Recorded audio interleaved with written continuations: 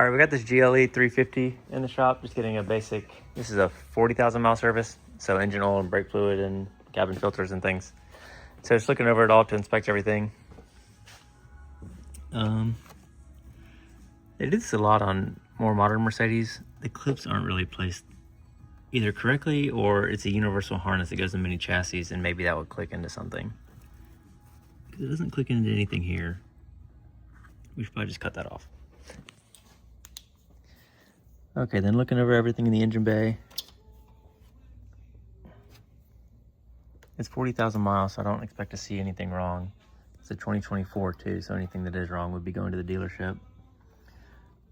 One thing we did notice when taking the air ducting off here to get to the oil filter housing is one of these tabs are broken off. You're supposed to have two of those. That one is missing. The coolant level looks good. It's topped up and everything. Don't see any leaks or nothing from anywhere. And then one thing we did notice, these turbocharger housings have a known issue where basically the turbo housing is this rusty section of it here, and then sort of the casing for that is this outer section, and the turbo housing spins inside there, and you can see by where the bolts used to be, if that makes sense, sort of like this rust ring where the bolt has moved. You can see almost more so on the bottom of that bolt. So you can see that rusted portion of the housing is spinning this way. And whenever that happens, of course you have coolant and oil lines flowing in and out of the turbocharger. And one of the first things to make contact whenever these things start to spin is the bottom oil line to the turbo. You can see this one with a little accordion section is the oil line, and the other one is the coolant line, and they are almost or currently touching. But anyways, that's just one of the things that get worse and worse, and the only remedy to this is to replace the turbocharger. So we'll probably refer that to the dealer. But that's the only things up here. I'm gonna lift it up now and see what it looks like underneath.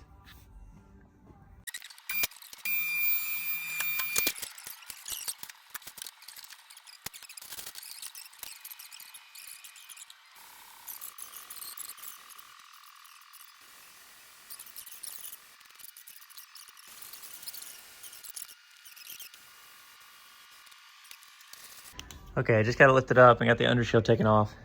There's a good bit of oil on this thing, on the top and on the bottom. And these suck because they're impossible to clean because it's like a fabric mesh on these, like these pads are. So it's kind of impossible to clean oil out once you get them in this. So I always replace these undershields whenever they're soaked in oil like that. But of course, being under warranty, they don't cover everything. Usually just the source of the leak. Speaking of source of the leak, let me check this out. So it looks like,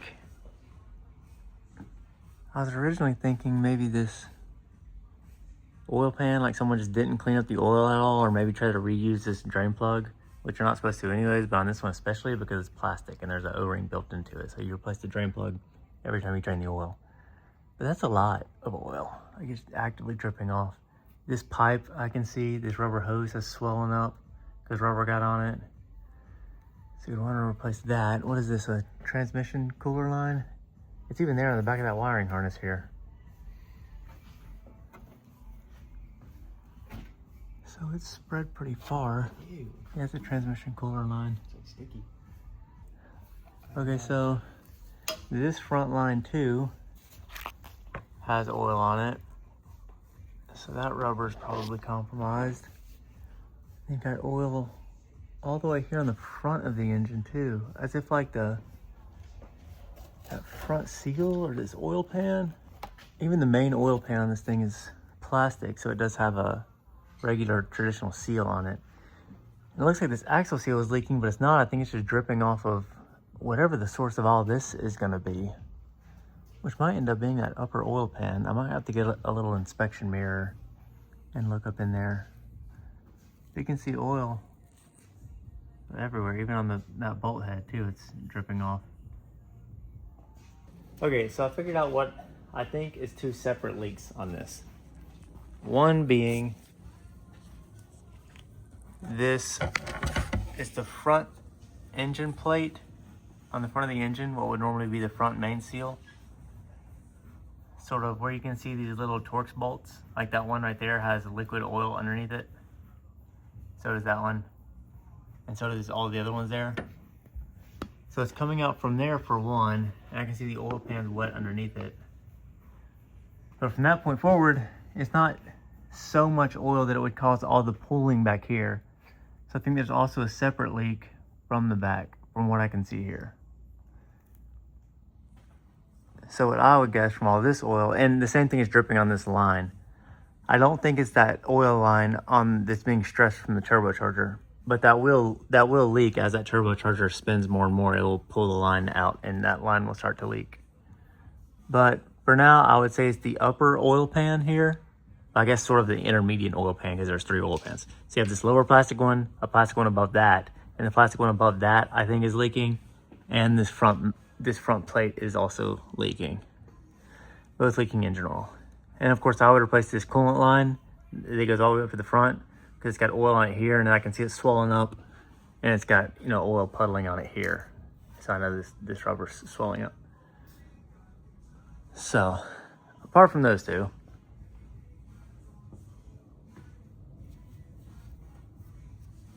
let's check over the suspension and everything, with all these ball joints and bushings and stuff.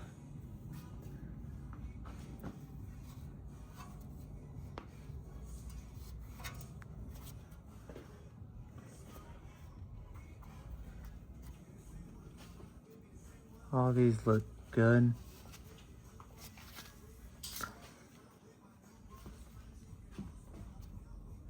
See, the struts look good. They're not leaking or anything. The upper ball joint looks good. The brake pads are still really healthy, and so are the tires. On this side, I'm gonna cover the rest of these bushings. All these look good. The axle boots look good. That axle boot's still good as long as you get the oil off it soon and clean it off before the oil messes up this rubber on the boot. You check over here. This shock looks good. That upper ball joint looks good. Sway bar. Let me check these rear bushings here. Those look good. This one, this little dust cover's just popping out is all. They have little covers on them. This thing that's loose. Just press that back in. The bushing itself looks fine. I don't see any tearing or anything in that. Yeah, the rest of the back of the engine looks okay. From here, I don't see any leaks coming from anywhere further up. Everything looks to be in place. Well, that's clipped in. The drive shaft. The front drive shaft is good. This rear drive shaft, that's good. Don't see any issue with the transmission. It's not leaking anywhere. That's another one of these examples here. This clip.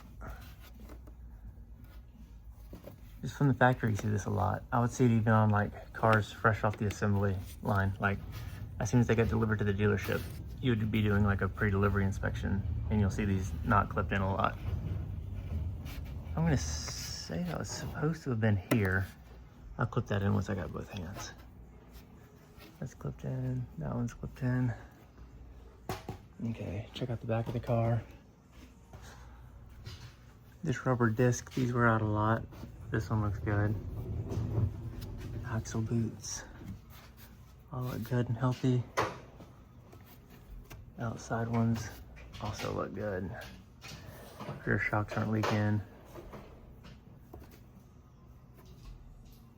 Bushings are all good. Ball joint. These brakes are hard to see. We're doing a brake fluid flush, so you have to take these off to get to the brake caliper to change the brake fluid. So I'll be able to get a better sight on these brake pads.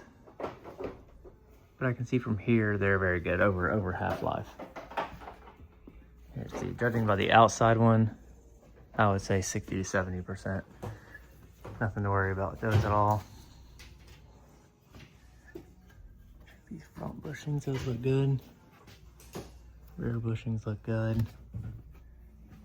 Strut is good, no leaks from anywhere. Yeah.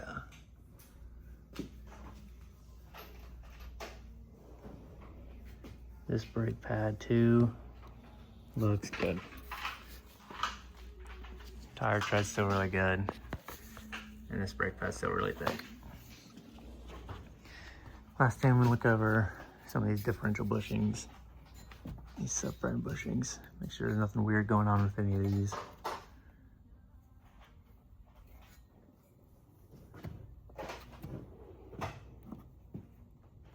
Yep.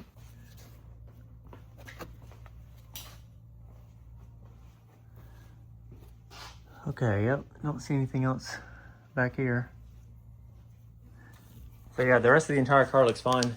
It's just these two oil leaks, that turbocharger that's starting to come loose, and then the broken tabs on this little air box. So I shouldn't be making prices for this. I'm gonna check to make sure it still has warranty coverage. If so, I'll just refer it to the dealership. Otherwise, then I guess I'll make quotes for all this kind of stuff and see what it comes out to be.